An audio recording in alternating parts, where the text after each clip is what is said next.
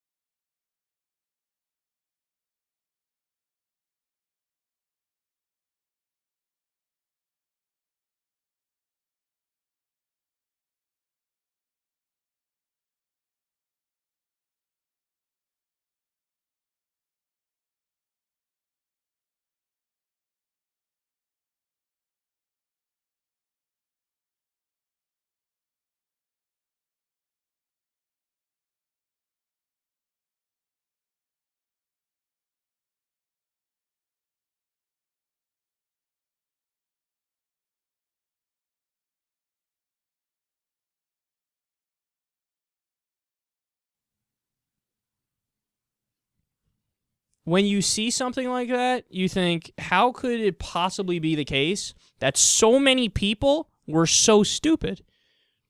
There were 6 dudes in the room. And they just walked out. His body went limp like halfway through him being stunned. You noticed that, right? Because he kept getting stunned. Which, by the way, is probably one of the reasons why he was squirming, because you were stunning him. There were like 5 dudes sitting on him. He's being stunned, so he's squirming. What do you expect to happen if you're stunning a guy?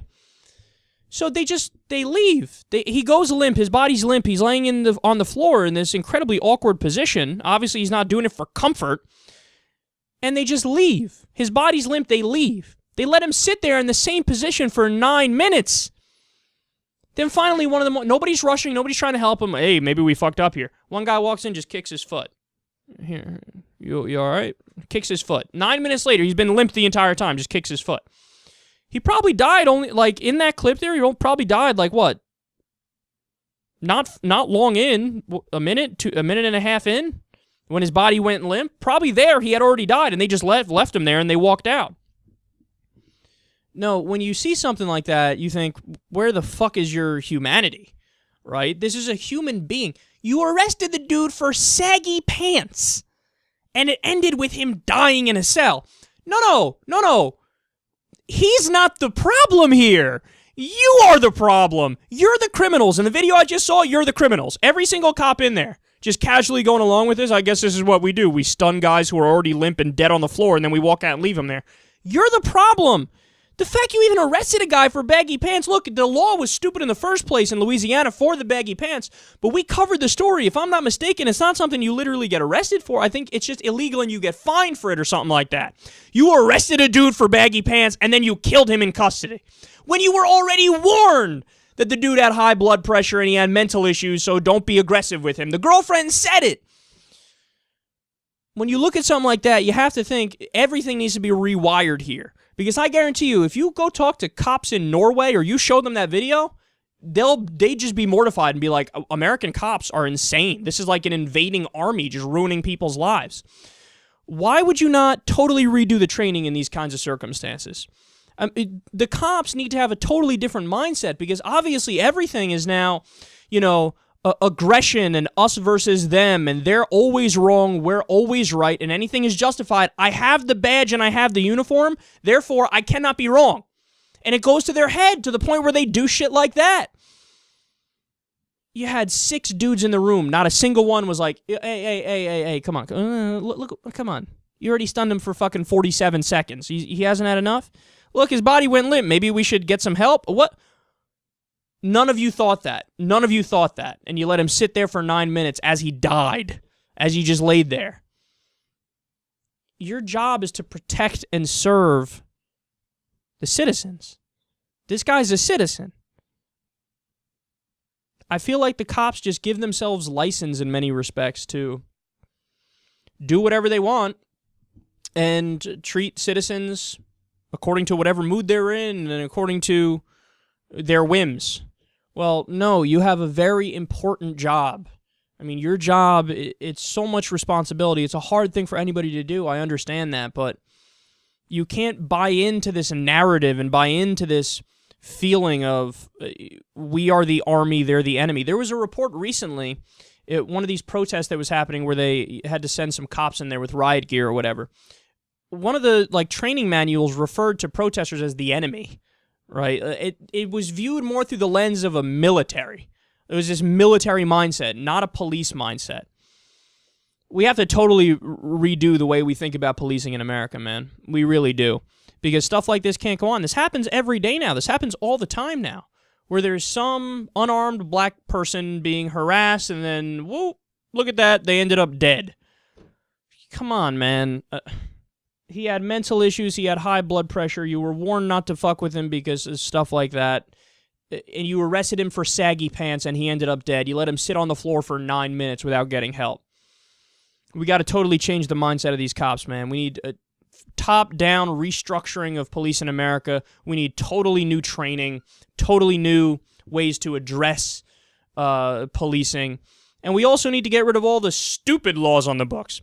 The drug war, which gives cops the license to crack down on minority communities and on poor people all across the United States. You need to change laws like this where you ban saggy pants.